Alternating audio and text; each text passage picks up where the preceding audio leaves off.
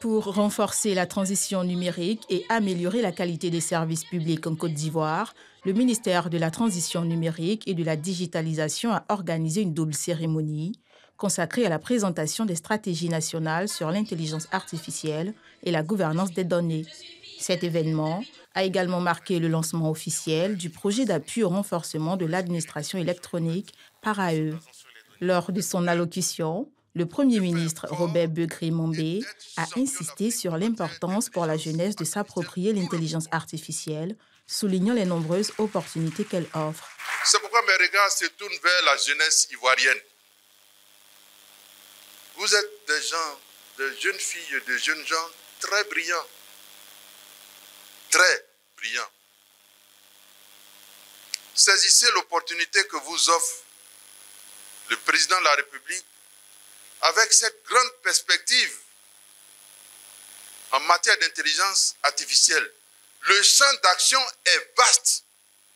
De son côté, le ministre Khalil Konaté a précisé que le PAR-AE vise à moderniser les services publics en facilitant l'accès des citoyens aux démarches administratives grâce aux outils numériques. L'objectif principal visé par ce projet est d'œuvrer à la digitalisation des procédures administratives en vue de renforcer la productivité de l'administration et de réduire les coûts des services rendus par l'administration publique en réduisant les délais et en améliorant la transparence.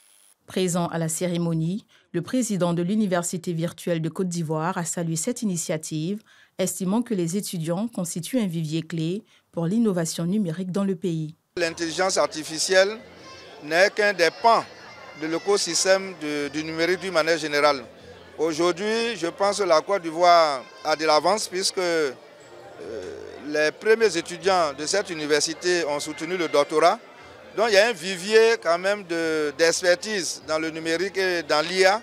Et nous pensons que nous pourrons, comme ça a été rappelé par M. le Premier ministre, nous appuyer sur ce potentiel d'expertise pour pouvoir co-construire des solutions qui vont impacter durablement le quotidien des Ivoiriens.